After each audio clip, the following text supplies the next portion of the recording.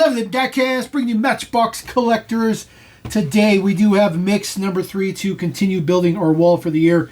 The first two mixes right there. The first mix on the bottom, mix number 2 there on the top. We are on to mix number 3. We're going to start with number 12. Model number 11 has been delayed. Model number 11 will be in mix number 4, so there'll be 6 cars in mix 4.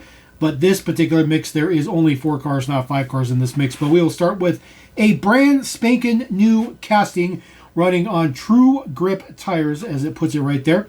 This is your 59 Cadillac Coupe Deville in a kind of a rose color, which looks absolutely fantastic. Really excited about this one. It barely fits in this blister. Barely fits in that blister, so I think that's a very good thing. Number 12 in the mix for the year. We'll get this one popped out. There we go. Set the model down. Take a look at the box just real quick. There is your box art, which looks especially nice. This one looks especially nice. Still has all the nice details all on there. All the patents and all kinds of just miscellaneous prints.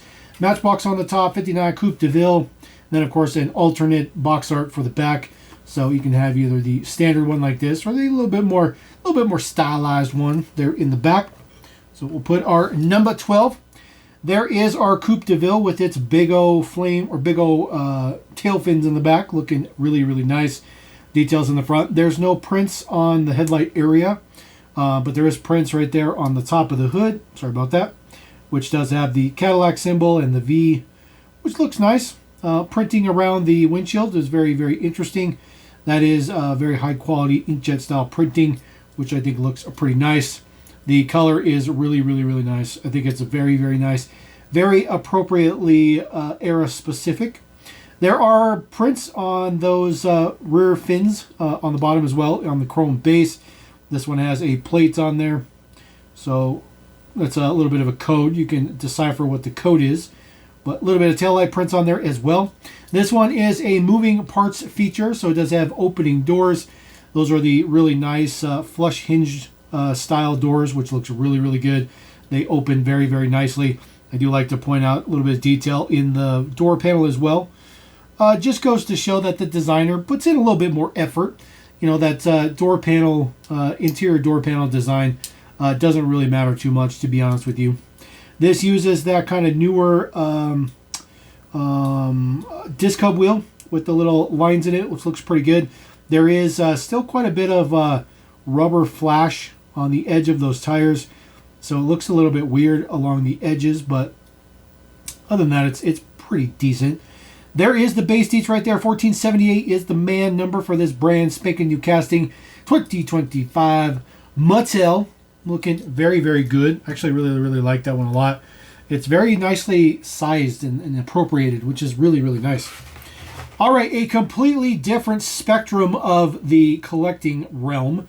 Number 13 of 20. This is your 1990 Honda Accord CB or C8, CB. There we go. This one looks pretty good. It's a very interesting looking casting. I like the fact that they did this too, because it just screams Matchbox to do something like an Accord versus, Hot Wheels doing every Civic underneath the planet Earth. So put this to the side. There is the box art. The drawing looks very good. Wheels look really good. Wheels look really good. Nothing particularly fancy. And then, of course, there is your alternate box art.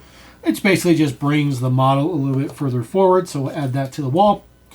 There is our Accord. This is in a brilliant, almost chameleon-like silver. I don't know if this really comes through on the camera, but there's a lot of greens and blues that shine in that paint. This is a fantastic paint color. This paint color looks so good. This is a right-hand drive model, so hopefully this is not an interior variation, but I don't believe so, because I don't think this is a US spec Accord. So there is the deets in the back. It does have a plate on there. Just trying to see if we can get the state name on there. It's just so small.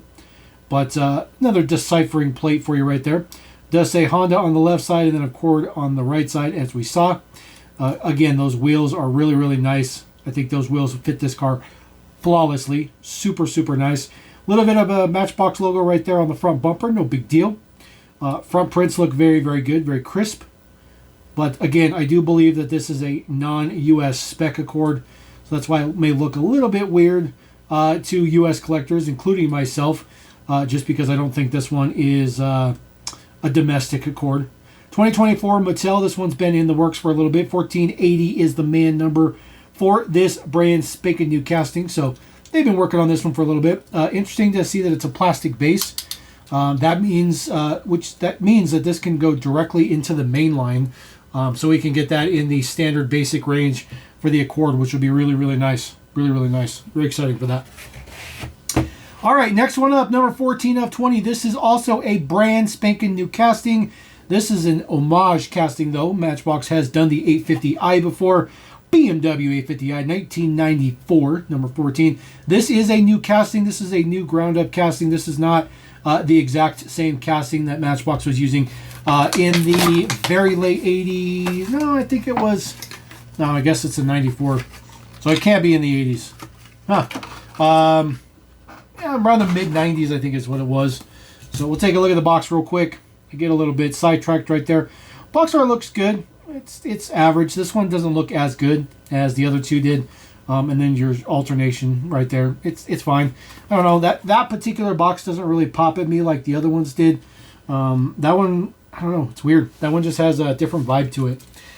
So there is our 850i. Uses the 5 spokes in black. Of course, you still have a little bit of that flashing for the rubber tires, so it looks a little bit weird. Not usually set on there perfectly either. Deets on the top look pretty decent. There is a BMW logo right there on the front. It's a little bit off-centered. Maybe the grill's off-centered, not the BMW logo. Full prints on the front. It says 850i in the plate. The prints are really nice. They're that really high-quality inkjet, and I really, really like that printing. Details on the back look pretty good. Tail lights look good. BMW logo looks good. Plate is crisp. A little bit of an MBX right there on the bumper as well. This one has the exact same moving feature as the original one from back in the day. This one also uses that nice compact, what I call the modern hinge, which is the same one that we used on the Cadillac. Again, a ton of detail on the inside of the door panels. I love that. I think that detail is just really, really, really nice. That they put that effort into there, so I really, really enjoy that. Black interior on this particular one. Plastic base, there is the deets right there. 2025 Mattel. 1475 is the brand spanking new man number. So 1475, this one's really, really nice. This one should be coming to the moving parts basic range. 2026, I'm sure. Same with the Cadillac over there. And then the very last one in the mix is a departure of all three that we've seen so far. So a very nice selection for this case, even though there's only 4 models. 15 of 20. This, of course, is the Ram Rebel. 2020 Ram Rebel. And it does don the NYPD deco on there. A nice licensed deco. I'm sure they used Ram trucks, but it's probably not, modeled off a real Ram, just the deco itself. So kind of interesting that they chose the Ram to do it. I'm not complaining, though. There is the box art. Looks pretty straightforward. Looks like an NYPD vehicle. Again, it's in the other side, so we'll put that guy right there. So there is our Ram pickup. Does use that nicer true grip wheel with the big beefier tires on there. I do like that look. Again, the prints look very, very nice. American flag on the back looks good. Courtesy, professionalism, and respect on the side.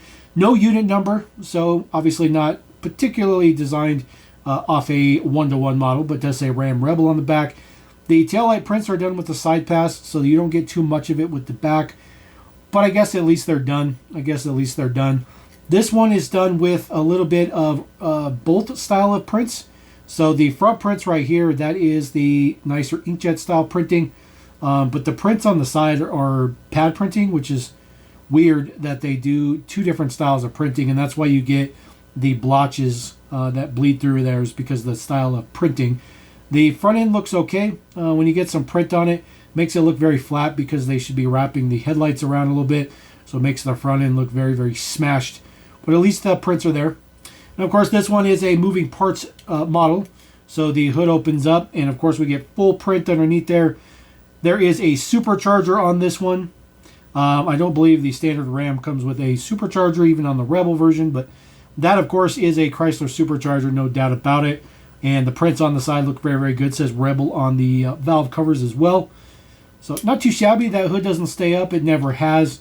It's always been that way. This is not a new casting. Been around for a little bit. So no new man numbers for this guy. So not too bad. Not too bad. We'll throw that one right there. So there you go. That is mix number 3 for 2025. Mix number 4 will have the final 6 models. It's already confirmed. We don't have to worry about anything being left out. Don't you worry. We will get all 20 models released this year. And we'll move on to mix number 4. We'll catch you next time here on Level M. Peace.